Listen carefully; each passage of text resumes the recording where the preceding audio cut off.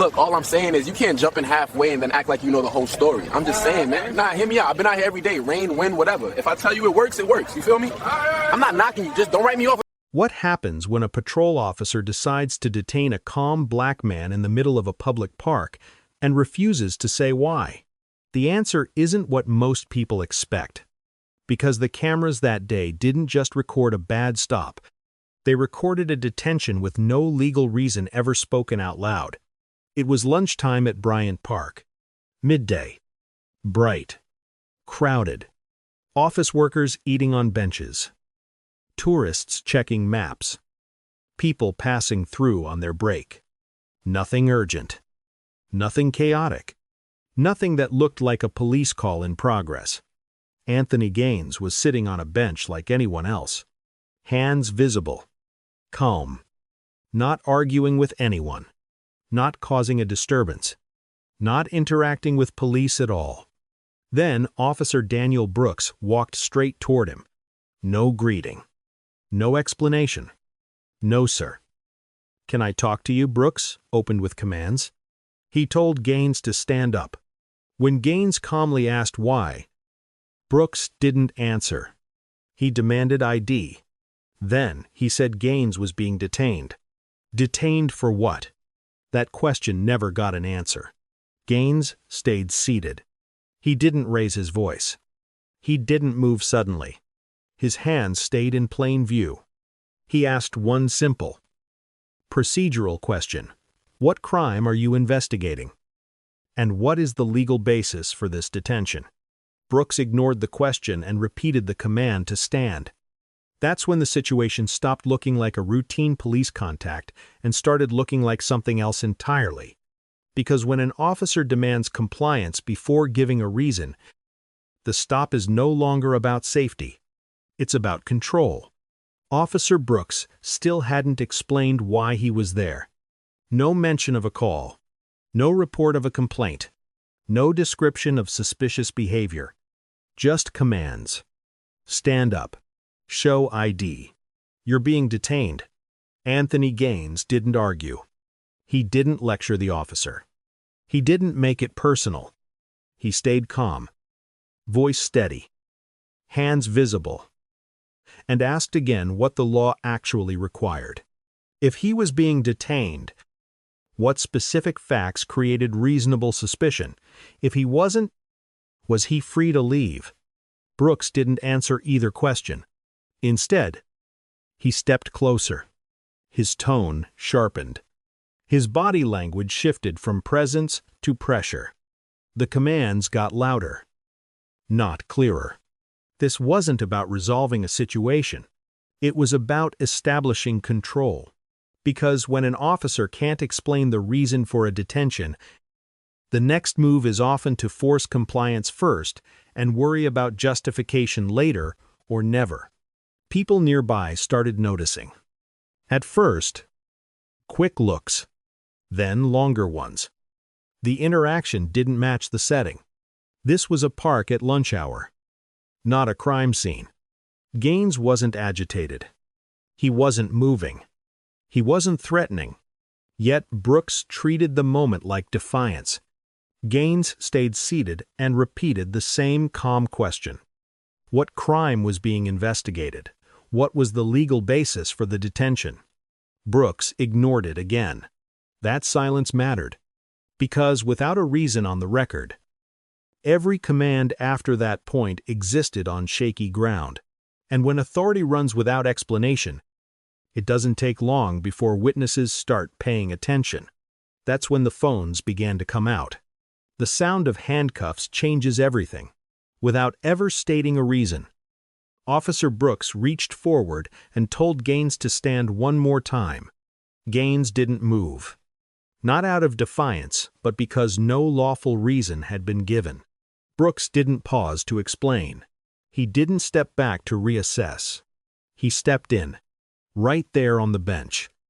In the middle of Bryant Park, he handcuffed Anthony Gaines.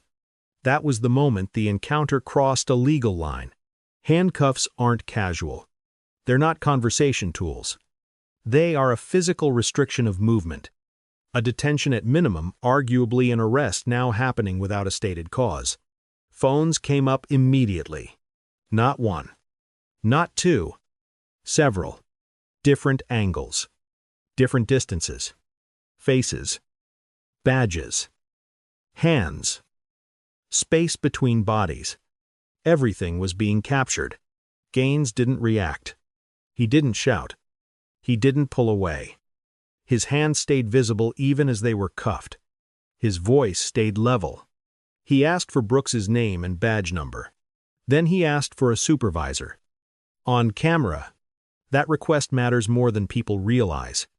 Because when a citizen stays calm, asks for process, and demands accountability on record, the officer has a choice. Provide a reason, or escalate without one. Brooks chose escalation, but without adding facts. He repeated commands. He leaned into authority. He treated compliance itself like the law. Around them, the crowd tightened, not aggressively, not interfering, just close enough to make sure nothing disappeared later. This wasn't chaos. This was documentation. And with every second that passed without an explanation, the stop became harder to defend and easier to expose. That's when Brooks started to realize something was slipping. Not control of Gaines. Control of the narrative. The crowd didn't shout. They didn't interfere. They didn't try to play hero. They did something far more effective. They recorded. Phones stayed up. Steady hands. Clear angles. Not just on Gaines, but on Brooks. His badge. His posture. His words or the lack of them. That changed everything. Because escalation gets expensive when there's video. And false stories don't survive clean timelines. Brooks noticed the phones. You can see it on the footage. His shoulders stiffened. His stance widened. His voice got sharper. He repeated the same commands, over and over. Like repetition could replace justification. But something crucial never appeared. A reason. No mention of a call. No complaint. No specific behavior. No law being investigated. Gaines stayed seated. Cuffed. Calm. He didn't take the bait. He didn't argue about respect. He didn't raise his voice. He stayed locked on procedure. He asked Brooks to state the reason for the detention out loud. He asked again for a supervisor. That second request hit differently. Because once a supervisor is mentioned on camera, the stop stops being informal. It becomes reviewable, traceable, hard to explain away later. Brooks hesitated. Just for a moment. A pause long enough to tell you he knew something was wrong, but not long enough to fix it. He didn't explain. He didn't disengage. He tried to push forward without adding facts. Around them, people stepped a little closer. Not crowding. Not threatening. Just close enough to make sure every second was seen. This wasn't a volatile suspect scene. This was a calm man in handcuffs asking lawful questions in public. And Brooks was running out of room to pretend otherwise. Because once witnesses are locked in, authority alone isn't enough. And that's when the stop reached the point of no return. Anthony Gaines didn't raise his voice. He didn't threaten. He didn't posture. He simply identified himself. Calmly. Clearly. On camera. His name. His title. Chief of Police. The effect was immediate. Officer Brooks froze. You can see it in the footage. His face shifts. His jaw tightens. His posture changes. The sharp edge in his voice disappears mid-sentence. The language changes too. No more you're being detained. No more commands. No more pressure. Now it's de-escalation. Now it's confusion. Now it's a misunderstanding. Brooks steps back. He unlocks the cuffs. He removes them quickly, almost reflexively. He avoids eye contact with the cameras, with the crowd, with Gaines. No explanation follows. No apology on record. No reason finally offered. No clarification of what crime had supposedly been under investigation. Just a fast exit. That silence was the loudest part of the entire encounter. Because if Brooks had a real reason for the stop, this was the moment to say it. If there was a call, he could have named it. If there was reasonable suspicion, he could have explained it in 10 seconds. Instead, the detention ended the moment the man on the bench became someone Brooks couldn't afford to push, and that revealed the truth about the stop. It wasn't based on behavior. It wasn't based on facts. It was based on assumption, and when that assumption collapsed, so did the authority behind it. What didn't happen next mattered more than anything that did. After the cuffs came off, there was no explanation, no warning, no citation, no report number, no supervisor called to the scene. Officer Brooks didn't document the stop. He didn't radio it in. He didn't create a record of what had just happened in the middle of a crowded park with multiple cameras rolling. He simply left. That absence was loud. Because police encounters don't just end in real life. They're supposed to exist on paper. A detention triggers requirements logs, reports, timestamps. Something that explains who was stopped and why. Here, there was nothing. No official footprint. And that's not a small detail. That's how encounters disappear. The person lived it. The witnesses saw it. But the system acts like it never happened. Anthony Gaines didn't chase Brooks. He didn't lecture him in the park. He didn't turn to the crowd and claim a win. He did something more important. He took note. Because when an officer detains someone without explanation and then leaves no record behind, it stops being about one bad moment. It becomes a question about process and whether that process is being abused. The videos hit the internet later that day. Not because they were dramatic, but because they were clean. Calm man. Clear commands. No stated reason. Cuffs on. Cameras up. Identity revealed. Cuffs off. Officer gone. And the first question everyone asked was the same one Gaines was already asking quietly. What triggered that stop? And where's the report? By the next morning, this wasn't just a viral clip. The city manager's office had calls. The Civilian Oversight Board had emails. Local reporters requested records. Everyone wanted the same two things. What call triggered that stop, and where was the paperwork? Chief Gaines ordered a standard internal review, the same process any formal complaint would trigger. No shortcuts. No special treatment. Investigators started with the basics. They pulled Officer Brooks's body camera footage and synced it to the exact minute of the encounter.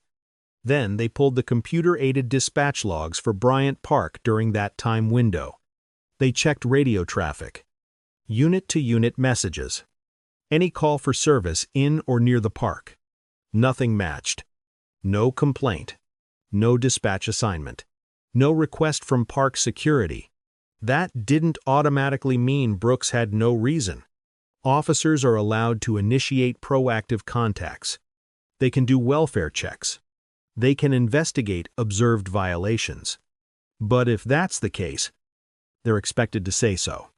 Brooks never did. So investigators moved to the second question.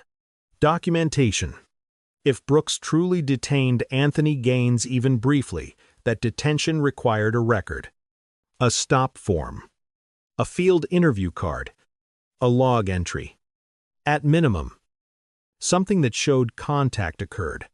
They searched the system. Nothing. No report under Gaines's name. No entry tied to Brooks's badge number. No supervisor note? That's when the review stopped being about a bad stop and started being about something more serious.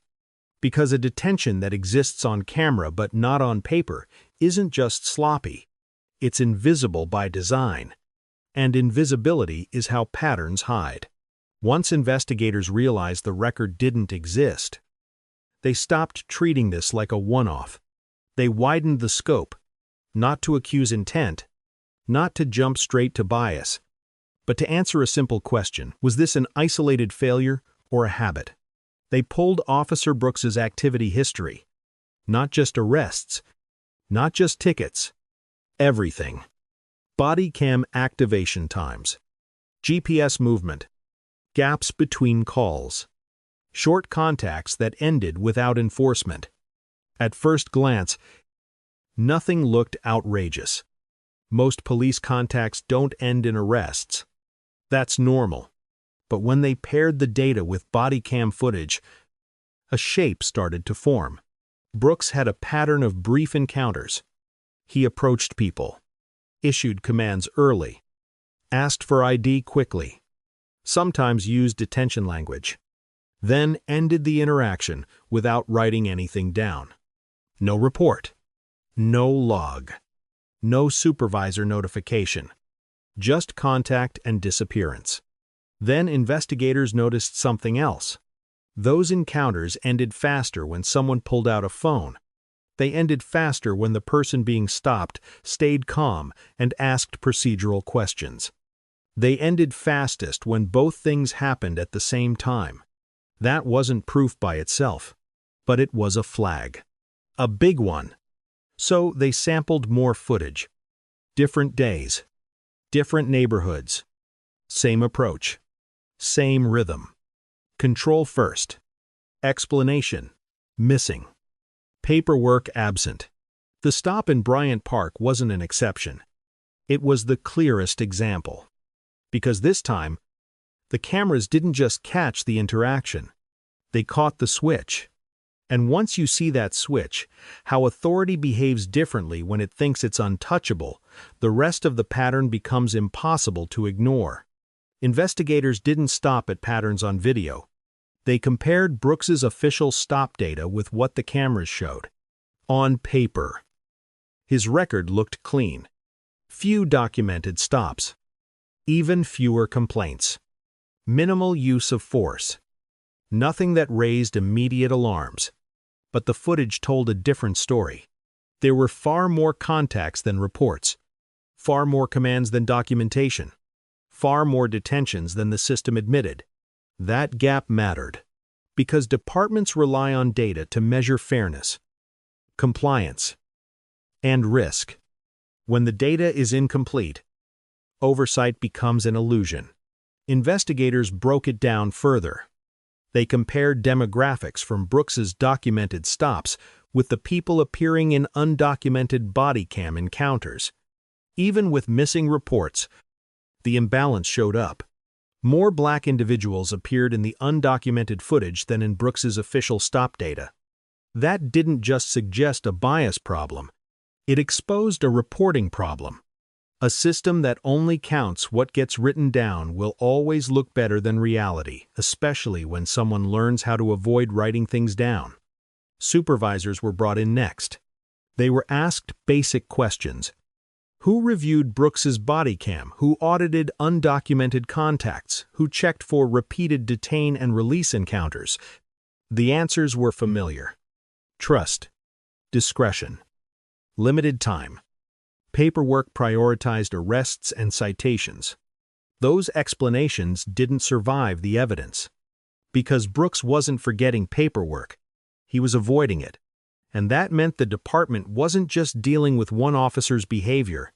They were confronting a blind spot big enough for abuse to hide inside. Once Brooks's name became public, something predictable happened. People recognized it. Former complainants came forward. Some had filed reports years earlier that went nowhere. Others had never filed at all, assuming it wouldn't matter. Now they had a reason to try again. The oversight unit reopened old files. Not just the ones that looked serious, every complaint tied to Brooks's badge number.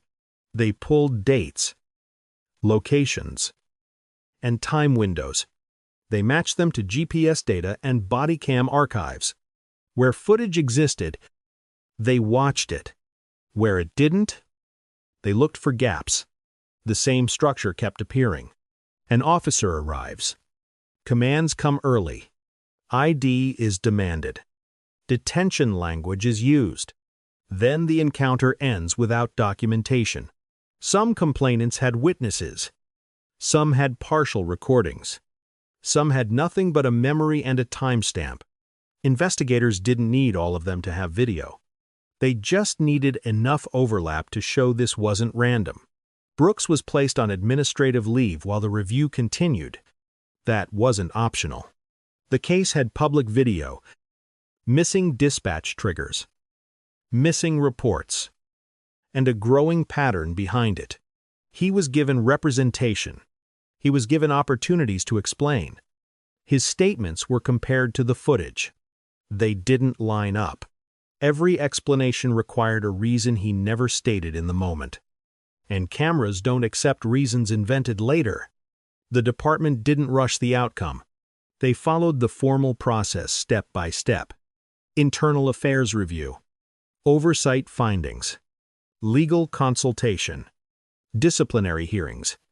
Officer Brooks was given due process, representation, the chance to explain his actions. But every explanation ran into the same wall. If he claimed reasonable suspicion, the footage didn't show him stating it. If he claimed a call for service, dispatch logs didn't back him up.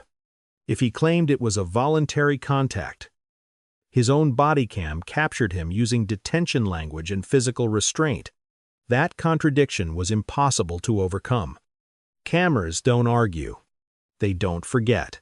They don't change their story. By the end of the review, the department reached its conclusion. Officer Daniel Brooks was terminated. Not because the man he detained turned out to be the chief, but because he detained someone without explanation, without justification, and without documentation, and did it repeatedly. Chief Gaines signed off on the decision without commentary. No press tour. No victory speech. He treated it as what it was, a failure of conduct that exposed a failure of oversight, and once the individual accountability was addressed, the department turned to the harder question. How did this happen without being caught sooner? Bryant Park didn't change after that day. People still ate lunch on benches. Tourists still checked maps. Life kept moving. But inside the department, that one stop forced something uncomfortable into the open. It proved that if a detention doesn't require documentation, it doesn't really exist, at least not on paper. And if it doesn't exist on paper, no one audits it. No one questions it. No one sees the pattern forming underneath. So the department closed the gap. They changed policy. Any restriction of movement, no matter how brief, triggered mandatory documentation. No report meant a problem. Not later. Immediately. Supervisors were required to review patterns of short contacts with no paperwork. Bodycam activation became non-negotiable. ID requests had to come with a stated reason. On camera. In real time. Audits weren't random anymore. They were routine. Not to punish officers, but to make sure power couldn't hide behind silence. That's the part most people miss. Firing one officer doesn't fix a system. Closing the loophole does. And here's the question that stays with you. If no one had been recording in that park, if Anthony Gaines hadn't known how to stay calm and procedural, if he hadn't asked the right questions, how long would that detention have lasted? Would you have stayed seated? Hands visible. Asking for a legal basis, or would you have stood up just to make it end faster? Drop your thoughts in the comments. And if you're here for real accountability, stories told straight where power meets facts and can't look away, subscribe. And stick around.